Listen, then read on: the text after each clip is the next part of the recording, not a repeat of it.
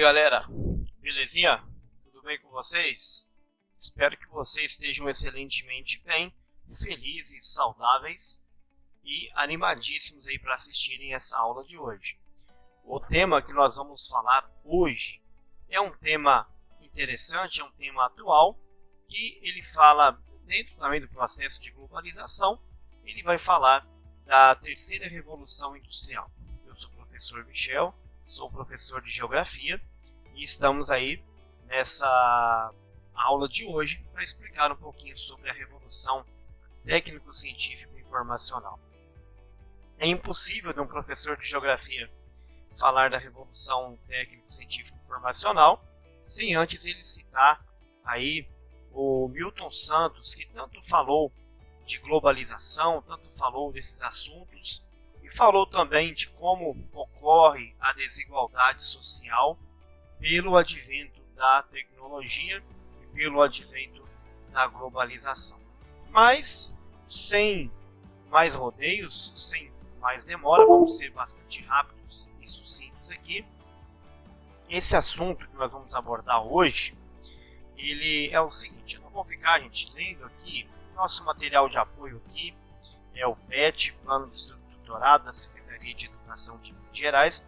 Eu não vou ficar lendo. Eu grifei algumas partes aqui, vou passar e vocês depois podem fazer uma leitura mais detalhada. Muito bem, vamos então falar um pouquinho desse assunto. Essa revolução técnico-científica e informacional, ela ocorre a partir ali da metade do século XX. E essa revolução industrial, ela tem um outro aspecto que não é igual à revolução industrial lá naquela época que aconteceu na Inglaterra, né, desenvolvimento das máquinas, depois vem máquina a vapor, depois tem as máquinas movidas a combustível. Não é esse tipo de revolução. Nós percebemos que a partir da década de 50, até mesmo no Brasil, um grande exemplo disso, quando começaram a chegar aqui no Brasil as fábricas automobilísticas, né? E o mundo estava ali em um pleno desenvolvimento, uma plena industrialização. Então, grandes empresas começam aí a investir em maquinário e tal, mas surge também, lembram lá que existiu nesse período aí de 1945, 46 para frente, né, quando termina a Segunda Guerra Mundial, começa ali também um período conhecido na história pela Guerra Fria. Então começa ali também, naquele período da Guerra Fria, a corrida armamentista, começa ali a corrida aeroespacial. Os Estados Unidos, a União Soviética começam ali a disputar para ver quem que ia chegar no espaço primeiro, quem que ia chegar na Lua primeiro, quem que ia colocar o satélite lá em cima primeiro. Então começa toda aquela disputa. Essa disputa que ela teve um cunho de conflito, né, de guerra, mas para nós ela foi boa. Essa disputa foi boa, porque nesse período ali, a partir da década de 50, que começa ali a ser desenvolvidos ali os satélites e tal. Então houve uma expansão, houve um desenvolvimento tecnológico. E esse desenvolvimento tecnológico, ele trouxe para o mundo também desenvolvimento econômico. Ele trouxe para o mundo desenvolvimento social, porque através da tecnologia, através da ciência, houve também grandes avanços. Vacinas, medicamentos, é muita coisa, gente. São muitos aspectos que nós não vamos falar aqui detalhadamente sobre eles, tá? Mas foi positivo, sim, esse período da Guerra Fria. Foi positivo e é positivo essa terceira revolução industrial. Só que aí, veja bem, com o desenvolvimento de máquinas, com o desenvolvimento dos satélites, as telecomunicações, porque já havendo satélite, já havia ali a questão do telefone, os meios de transporte começam aí como aquele mapa, né, aquele mapinha que o David Harvey, o geógrafo, né, inglês, que ele fez, que o mundo ele vai se encurtando, né, ele vai diminuindo por causa da questão do desenvolvimento dos meios de transporte. David Harvey também pode ser citado aqui como um geógrafo que tratou muito esse assunto, desenvolvimento dos transportes, desenvolvimento urbano das cidades. Então o mundo começa a mudar, tá? Só que o mundo começa a mudar, se desenvolver tecnologicamente, grandes indústrias, empresas começam a se desenvolver, só que essas empresas deixam os seus países de origem e passam a se instalarem em outras regiões do planeta. Por exemplo, um produto que era produzido anteriormente somente nos Estados Unidos, ele passa a ser produzido em outros países. E claro, com um gasto, né, menor, um investimento menor para produzir essa mercadoria. Aí beleza. Ponto positivo.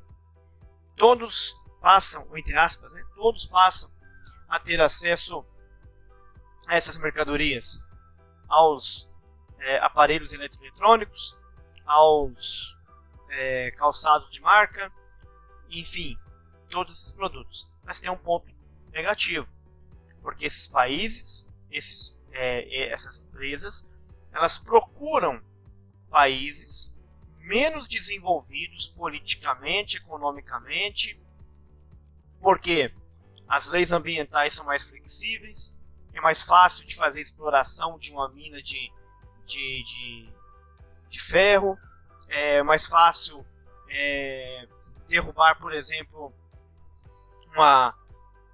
uma floresta, é mais fácil para abrir uma estrada, é mais fácil para um monte de coisas envolvendo o meio ambiente. E também a mão de obra é mais barata, os trabalhadores não são tão bem pagos quanto nesses países desenvolvidos, como é o caso dos Estados Unidos, Canadá, Inglaterra, Alemanha. Aí já começa a complicar a coisa, tá vendo?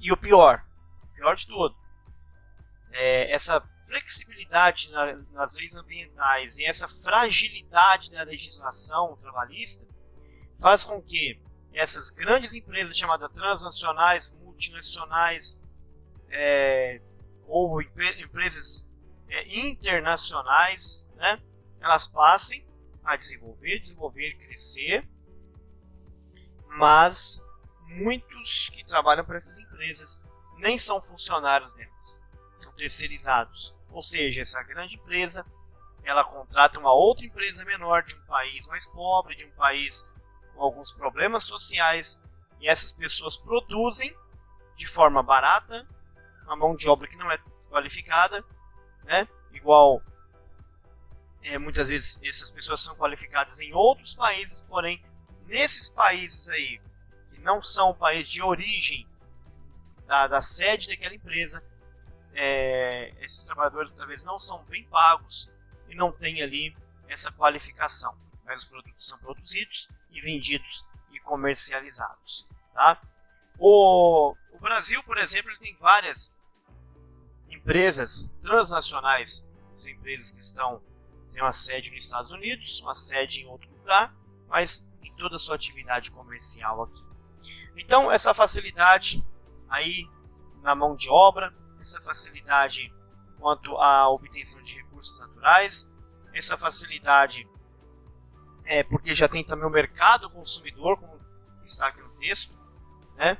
O próprio mercado consumidor interno daquele país ali já gera muito lucro para essas empresas, né? E ocorre também o seguinte, a isenção fiscal, né? Porque esses países eles abrem as portas para essas empresas, troca de que não, você vai para o meu país, você vai gerar empregos lá e eu também vou te dar um desconto nos impostos, né?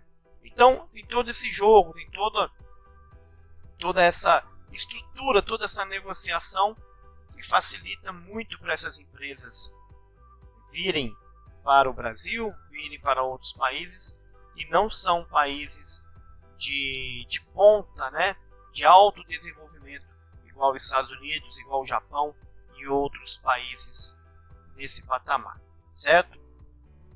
Então, gente, esse texto, né, ele trata esse assunto aqui, eu estou resumindo bastante, e nós vamos falar um pouquinho da África também. Por que da África? Porque na América Latina, que são os países do México, América Central e os países da América do Sul, tem algumas características parecidas com os países africanos. Só que aqui na América Latina o mercado consumidor é muito grande, tem muita gente trabalhando no setor primário, né, e no setor secundário, que são as empresas, mas empresas e são extração, né, extração, que é a base, e o secundário, no caso, que essas indústrias de transformação, mas também existem muitas pessoas que trabalham nos comércios. Já no continente africano é um pouquinho diferente, porque o continente africano, 60% da população trabalha mais naquele setor primário, que é a agricultura, né, que é uma área mais de extrativismo, é o que diferencia um pouco e aumenta também muito a exploração ainda sobre o continente africano. Então, gente, para a gente encerrar aqui, para nós encerrarmos, vocês saberem que essas empresas trazem benefícios, muitos produtos bons, beleza, mas tem sempre um ponto negativo. É o ponto negativo da globalização. Hoje, se nós temos aqui, por exemplo, um celular, né, nós podemos falar com alguém aí de qualquer parte do mundo usando toda essa tecnologia. Podemos aqui acessar o YouTube, acessar os aplicativos, as plataformas, é ótimo, mas isso tem um preço também, né? Tem o polo positivo, polo negativo, ponto positivo, ponto negativo, aos dois lados da moeda.